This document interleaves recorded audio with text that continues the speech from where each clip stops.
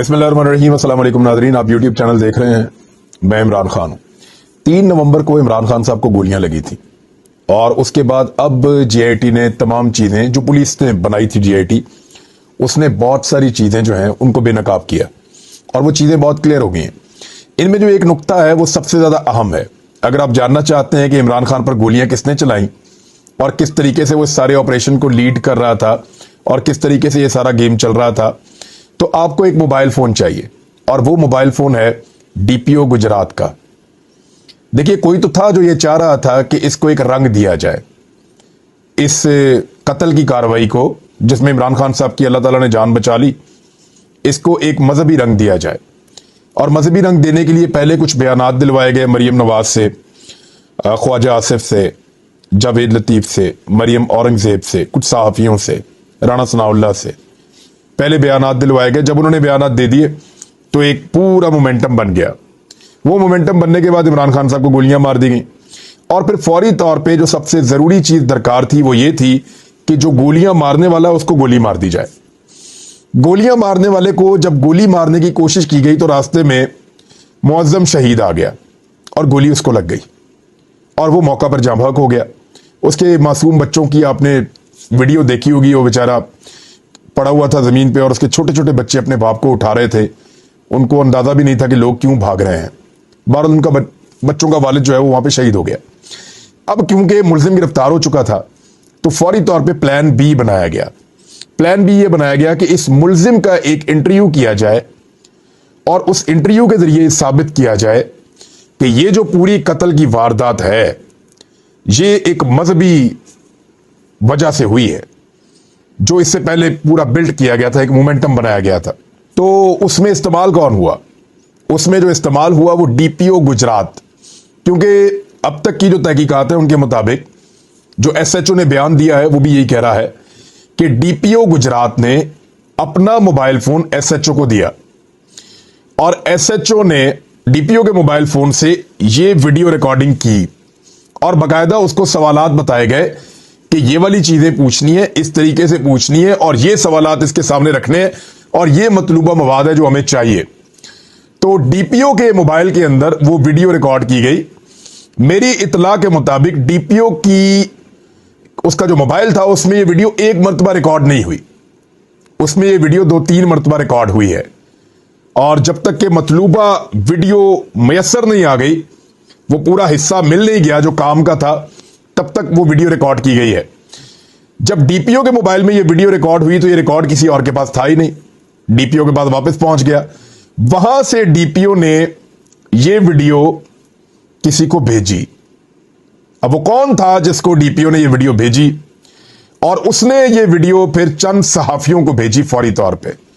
6:01 पे, 2 मिनट पे, 3 मिनट पे, ये वीडियोस 1-1 मिनट के वक्फे से मुख्तलिफ सहाफियों ने ट्विटर के ऊपर अपलोड कर दी और उसके फौरन बाद पाकिस्तान टेलीविजन ने, समा ने, जियो टीवी ने, जो पहले से लगता है तैयार बैठे थे, उन्होंने इस वीडियो को अपलोड करना शुरू कर दिया। अब यह सारी कहानी जाती है डीपीओ गुजरात के पास। डीपीओ गुजरात से वो मोबाइल फोन लेकर अगर उसका फोरेंसिक किया जाता तो फौरन पता चलता कि डीपीओ गुजरात उससे पहले किससे राब्ते में थे और उन्होंने अपने मोबाइल से जब ये वीडियो बनाई तो ये वीडियो उन्होंने किसको भेजी। फिर जिसको भेजी उससे इंक्वायरी की जाती, फिर वो बताते कि जनाब अपना मोबाइल देते, पता चलता कि उन्होंने किसको भेजी। तो इस तरह ये सारा पोल खुल जाता कि एक्चुअली इस गेम के पीछे असल आदमी कौन है और असल साजिश किसने की है। इमरान खान साहब ने तो एक मेजर जनरल का नाम लिया और एक वजीर दाखिला का और एक वजीर आजम का लिया, तो वो इमरान खान साहब की अपनी इंफॉर्मेशन है। लेकिन अगर ये चेन चलती ना, डीपीओ ने शामिल तफ्तीश होने से इनकार कर दिया। आप अंदाजा करें कि गवर्नमेंट ऑफ पंजाब कुछ नहीं बिगाड़ सकी एक डीपीओ का जिसने शामिल तफ्तीश होने से इनकार कर दिया। तो मैं नहीं आ रहा तफ्तीश में, ये फवाद चौधरी ने बताया, जाओ जो होता है कर लो, नहीं आ रहा तफ्तीश में। भाई इतना तगड़ा तो एक डीपीओ नहीं होता जब तक कि उसके ऊपर बहुत ताकतवर का हाथ ना हो। इतना ताकतवर तो कोई कभी नहीं। मैंने फैसल बाडा को यहां पे डींगे मारते हुए देखा है पाकिस्तान में। जब हाथ होता ना किसी के ऊपर तो फिर कोई डींगे मार लेता है। मैंने और बहुत सारे लोगों को ऐसे ऐसे उछलते और छलांगे मारते हुए देखा है जिनका दिलेरी से या बहादुरी से दूर तक का कोई ताल्लुक नहीं था, लेकिन मैंने देखा है कि वो किसी के बलबूते पे उछल रहे थे। तो इस तरह वो जो डीपीओ है उसने कहा जी मैं देता ही नहीं, मैं आता ही नहीं, शामिल तफ्तीश नहीं हुआ वो। उन्होंने कहा जी मोबाइल फोन तो दे दे, फोरेंसिक करना, तो मोबाइल फोन भी नहीं देता। आईजी पंजाब से राब्ता किया गया, जनाब मोबाइल फोन ले दियो था। उसके मोबाइल फोन में पता चलता है कि इमरान खान का कातिल कौन है, वो कौन था जो वीडियोस बनाने के लिए दबाव डाल रहा था। आईजी ने कहा जी मैं नहीं ले सकता, और आईजी उसको शामिल तफ्तीश भी नहीं करवा पाया। अब आपको कहानी पूरी समझ आ रही है कि कौन और कितनी ताकतवर जगह से कंट्रोल कर रहा था कि आईजी के भी पर जलते थे वहां पे। अब अगली बात पे आ जाए। इसके बाद ये जो बयान था इसको नाकाफी समझा गया। फरमाइश आई कि एक और जरा डिटेल तफसील के साथ एक और बयान निकाल जाए। ये जो नवीद नमी मुल्जिम है इसका एक और बयान निकालें। तो वो उस वक्त सीटीडी की कस्टडी में चला गया था, काउंटर टेररिज्म डिपार्टमेंट उसकी कस्टडी में चला गया था। वहां पे उसकी दूसरी वीडियो आईजी के मना करने के बावजूद, वजीर आला के मना करने के बावजूद, कोई इतना ताकतवर था जो वजीर आला से और आईजी से भी तगड़ा था, दोबारा वीडियो निकल गई। अब वो जो दोबारा वीडियो रिकॉर्ड हुई उसके लिए फिर ये जीआईटी वालों ने राब्ता किया कि जनाब हमें कुछ सीसीटीवी फुटेज आपके दफ्तर में सारी लगी हुई है, ये जरा सीसीटीवी फुटेज हमें फराहम कर दें ताकि हम देख के पता कर लें कि कौन कौन साहिबान वहां पे आए थे और किसने ये रिकॉर्डिंग की थी इस मुल्जिम की, ताकि हम अपनी तफ्तीश को आगे बढ़ाएं। तो सीटीडी ने कहा कि दौड़ जाओ, कोई नहीं है। सीटीडी ने वहां पे जो सीसीटीवी फुटेज है वो देने से इनकार कर दिया, सवालों के जवाब भी देने से इनकार कर दिया, और तफ्तीश के अंदर ताउन भी फराहम नहीं किया। बल्कि बाद में सीटीडी ने यह किया कि रंग रोगन वाले बुलाए और अपना वो ऑफिस जहां पे उसका इंटरव्यू किया था उसको अच्छी तरह रंग रोगन करके उसका उलिया बदल दिया कि ना रहेगा बांस और ना बजेगी बांसुरी, लेकिन बांस भी यहीं पे और बांसुरी भी यहीं पे और सारा कुछ बजेगा भी। वक्त आ जाएगा पब्लिक बताएगी कि वो कौन था जो ये सारा कुछ कर रहा था, क्योंकि इस रीजन के एक बड़े लीडर को मारने की कोशिश की गई है। ये मजाक नहीं है, ये रोज ऐसा नहीं होता कि लोग एक आदमी पे इतना एतबार करें। 70 साल से यहां रजीम चेंज हो रहा है पाकिस्तान में, निकले किसी के लिए अवाम इस तरीके से कि वो अपना बोरा बिस्तरा समेट के अपनी डायरी उठा के घर चला गया और पीछे से पूरा पाकिस्तान सड़कों में निकल आया। भुट्टो की दफा नहीं हुआ, बेनजीर की दफा नहीं हुआ, नवाज शरीफ की दफा नहीं हुआ, गिलानी की दफा नहीं हुआ, राजा परवेज अशरफ गया नहीं हुआ, नवाज शरीफ गया नहीं हुआ, हमजा शहबाज अभी निकला थोड़े दिन पहले नहीं हुआ, वो किसी की दफा भी नहीं हुआ। ये एक ही आदमी है पाकिस्तान के अंदर, पाकिस्तान की सियासी तारीख के अंदर, ये जो जितनी हमने देखी है 30 40 50 साल की, इसमें एक ही आदमी है जिसके लिए पब्लिक खुद बाहर निकल आई और लोगों ने अगर रोला डाल दिया पूरे पाकिस्तान के अंदर निकला है, हर शहर के अंदर निकला है। तो ऐसे लीडर को कत्ल करने की कोशिश, साजिश, डीपीओ का मोबाइल याद रखिएगा और इस डीपीओ को भी याद रखिएगा। वक्त बदल जाता है, इंसान यहीं पे रहते हैं और ये सारे पुल एक दिन आएगा खुल जाएंगे। और इमरान खान साहब तो छोड़ने वाले हैं नहीं। आदम सवाती की आपने हिम्मत देख ली है ना, वो इमरान खान की वजह से है। तो फिर आप सोचिए कि इमरान खान की अपनी हिम्मत कहां तक होगी। अब आ रहे इमरान खान साहब ने स्टेटमेंट दिया कि मुझे कत्ल करने के बाद जनरल बाजवा पाकिस्तान के अंदर इमरजेंसी लगाना चाहते थे। आपको याद है मैं आपको बार बार कह रहा था कि पाकिस्तान में टेंशन क्रिएट करने की कोशिश की जा रही है, टेंशन क्रिएट, वो एक्चुअली एक्सटेंशन क्रिएट करने की कोशिश की जा रही थी। जनरल बाजवा इक्तदार के साथ चिमटे रहना चाहते थे। जनरल बाजवा कहते हैं ना, मैं पहली दफा एक्सटेंशन लेकर बहुत पछताया था। नहीं, बिल्कुल नहीं पछताए थे।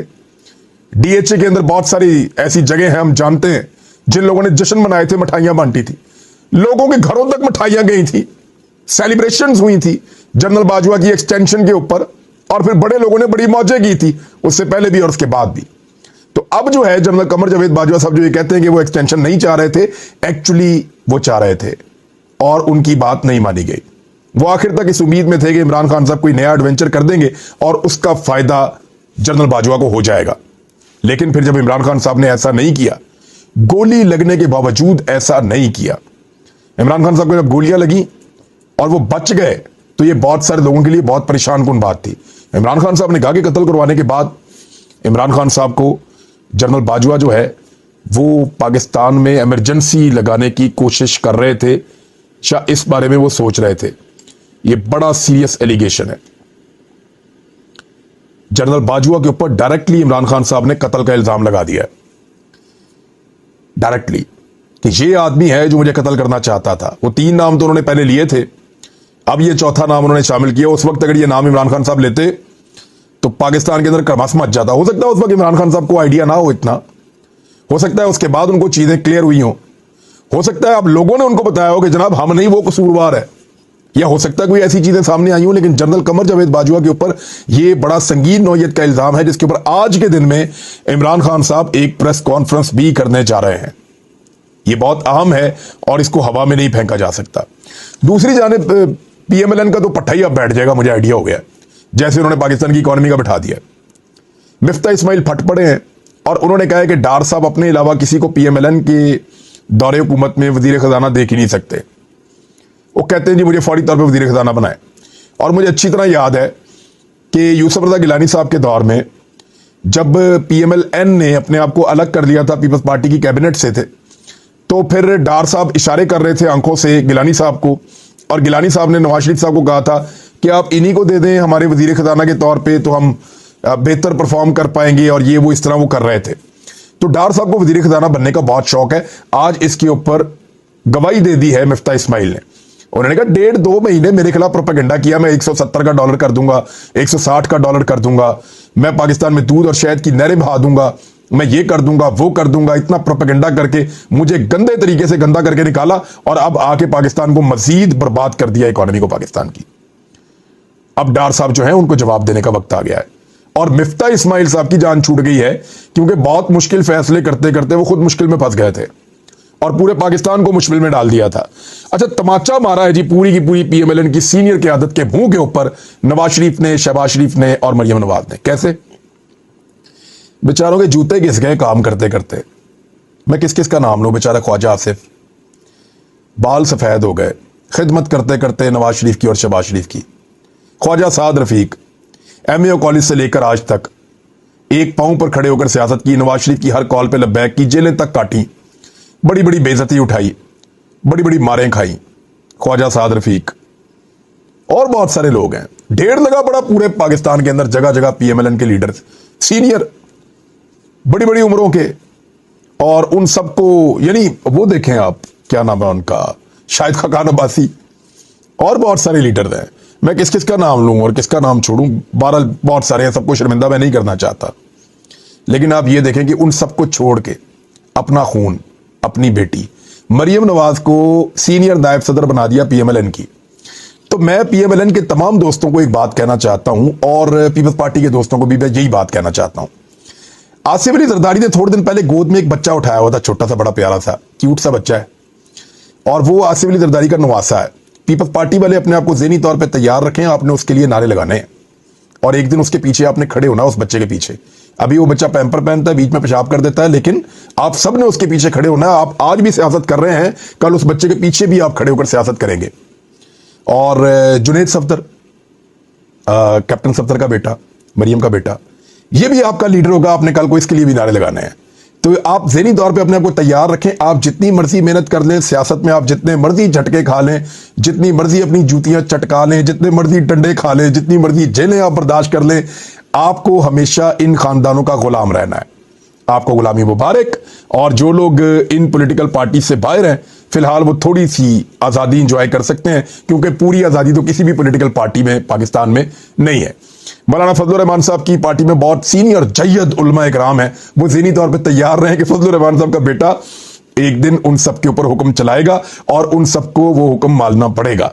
जय्यद उलमा इकराम को, जिन्होंने बहुत सारी इस्लाम की और दीन की खिदमत भी की हुई है, लेकिन उन सबको फजलुर रहमान के बेटे की बात माननी पड़ेगी।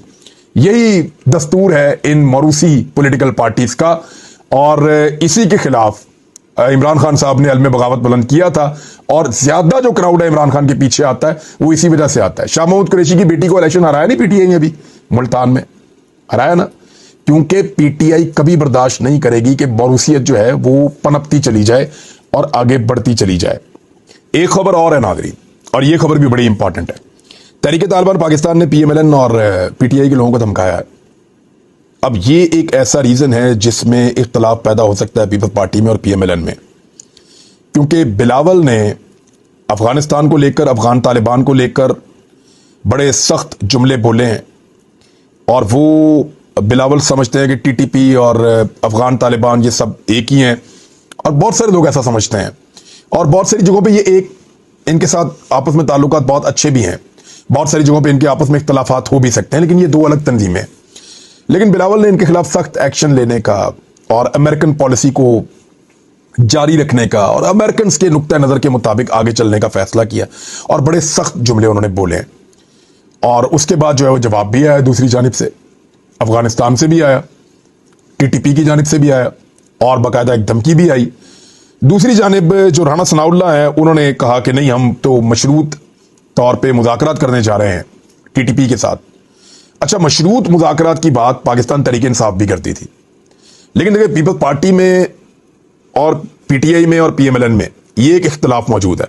ये एक ऐसी चीज है जिस पे पीएमएलएन और पीटीआई दोनों एक तरह सोचते हैं और पीपल्स पार्टी अलग तरह सोचती है।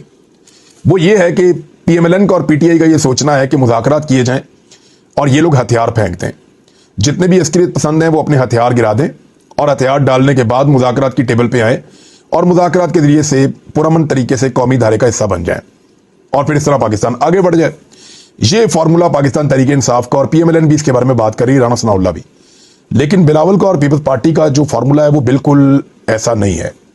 वो इनके खिलाफ एक फैसला कुन लड़ाई की हमेशा बात करते हैं, हालांकि उनके अपने दौरे हुकूमत में एक दफा मुज़ाकरात हो चुके हैं। लेकिन ये जो फैसला है ये एक्चुअली पाकिस्तान की एस्टेब्लिशमेंट करती है कि लड़ना है या नहीं लड़ना।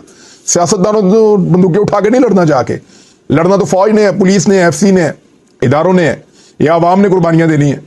सियासतदान तो अपने प्रोटोकॉल के साथ एंजॉय करते हैं, ज्यादा खतरा हो पाकिस्तान से बाहर भी चले जाते हैं। लेकिन ये फैसला तो एस्टेब्लिशमेंट ने करना है, लेकिन इन पॉलिटिकल पार्टीज में इस जगह पे एक डिवाइड पैदा होगी और आने वाले वक्त में आप देखेंगे कि पीपल्स पार्टी और पीएमएलएन के दरमियान ये चीज एक रिफ्ट पैदा करती चली जाएगी। अब तक के लिए इतना ही, अपना ख्याल रखिएगा, अपने चैनल का भी। अल्लाह हाफिज।